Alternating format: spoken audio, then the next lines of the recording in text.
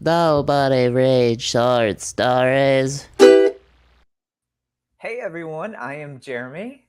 And I'm Megan. And you're watching Cranky Talk, where two writers talk about writing. So you can check out all of our full-length episodes with the full story on our website, nobodyreadshortstories.com. Tonight is Cranky Talk, where it's just a short little episode where Jeremy and I talk about writing and books and stories that we've read. So you ready to crank cranky? Yes! Crank the cranky. Right. So we're cranking cranky for 7 minutes. All right. So I'll start. So this week, I was really excited about this book that I read. It's called Interior Chinatown by Charles Yu. And if you're not familiar with Charles Yu, he's an exceptional short story writer. He writes. He's been compared to like George Saunders and Kurt Vonnegut, and definitely has like a quirky kind of sci-fi vibe about him, and he actually wrote on the HBO series Westworld. Wait, so what season? Do you know what season? I'm not sure, but yeah. So he's a very well-rounded writer, and he has a couple of collections of short stories. So I definitely check him out. But this book, Interior Chinatown, is a novel, and it's very interesting because it's like kind of half screenplay and half novel, and it's all about being an Asian American growing up in America, and like the difficulties that this man has, like assimilating into the culture, and his family assimilating into America, and kind of the barriers that happen. And it's all under he uses like the metaphor of the screenplay, and like aspiring to be these different characters that or different roles that kind of America puts them in terms of like kung fu guy, and like old Asian man, and these kind of tropes that you see in a lot of like movies and sitcoms and procedurals and things like that's like the role that America in certain entertainment puts them in. That's really interesting. So you mentioned that it's kind of a hybrid between a novel and a screenplay. So our listeners probably don't know this, but screenplays are written differently than a novel. It's almost like, I mean, like I can't compare it to a play because they might not know a play either, but it's often listed by dialogue, and then on the side after the dialogue, you have descriptions. So Megan, is that found in this story too? Yeah. So in a screenplay, you'll have what they call slug lines, which are like designate if you're in an interior scene or an exterior scene, and then it'll like describe, like an interior living room, and then it'll describe the living room, and then the dialogue will start, and the dialogue will be, just the person's name, and then it'll have the words that they actually say, and mixed in. So he uses that kind of like form for this, where it's like interior, and then you have like a description, and then you have like some characters talking, but it's structured like it is in a screenplay. And then the main character is inside this crime procedural, and everything about the procedural and the roles that he's playing in the procedural are metaphors for like dealing with his own experience in America. And it's so well done. It's very funny. It's kind of heartbreaking. It's is also it meta? kind of sort of meta? It's a little meta. Yeah.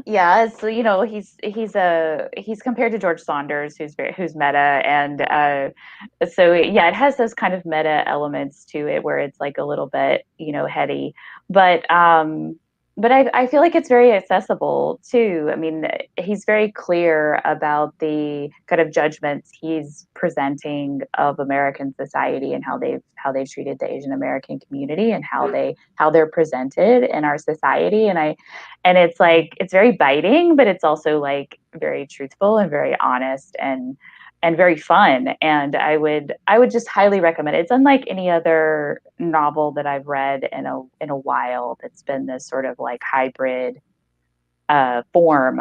And I love when Experimental. I love how the form of a novel or a short story or whatever you're creating is kind of informing the content in a way that like works very well, because I think this particular story needs to be very visceral. It needs to be based in entertainment, because that's how a lot of us have a connection to the Asian American community if they don't have a personal connection, whether it's Kung Fu or, whatever. So Interior Chinatown by Charles Yu, definitely check it out, and definitely check out some of his short stories as well. Yeah, and we'll put the link for it below so you can check that out too. I might be checking that out. It sounded really interesting to me as well. When we were in school, we had a great teacher, Melissa, that told us that stereotypes are wrong, archetypes are okay. So I think it's fascinating that he's leaning into the stereotypes to show us what is. It sounds like what we should be distancing ourselves from, correct? Yeah, definitely. I felt like that, like kind of using it to, like, turning it on its head and using it for good. To educate us. To educate, yeah, absolutely. Yeah, I would definitely say that. So I'm not talking about a book today, but I am going to talk about story structure and something that happened to me that was really fascinating.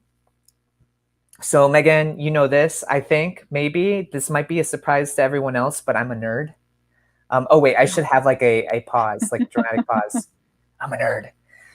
Anyway, so I've been working on a piece called Gertrude Dies, and I got into one of the acts of the story, and that's just like that's a moment, like a sliver of the pie of a story, right? So I get into it, Megan, and I can't go on because I feel like I forgot how to structure a story.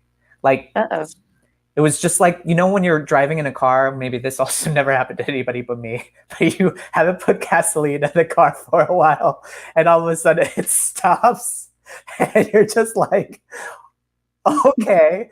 So that's kind of what happened with me.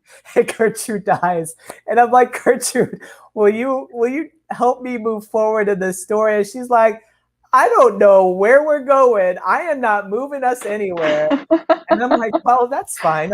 I'm the writer. Oh my gosh. Oh, really jumped. I really, sorry. Go ahead. Finish with that.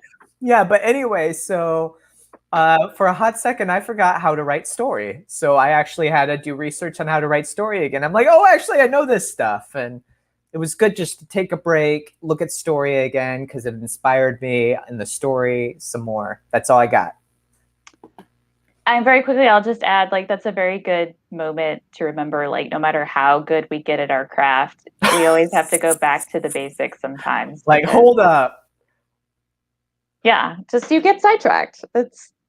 It's so natural to just like be like, wait, where am I? What's happening? What's going on? But it's so weird. It's like you're walking, right? And you're just having a great time talking. And then you're like thinking about the process of walking. And you're like, oh, that's really complicated. Like being a bipedal animal that like walks on 2 feet. And there's so much like involved, right? And then you just stop walking because you're like, I don't know how to do this anymore. That's kind of how. Oh man, it sounds like you got like way too much in your head, and you needed to like be grounded again and like, okay, what's going on? I sure did. All right, so we're totally cheating. We're going over our 7 minutes. But you know why we're cheating, Megan? Sorry, I'm interrupting. But Megan, this is our last time with them. Just cranky talk.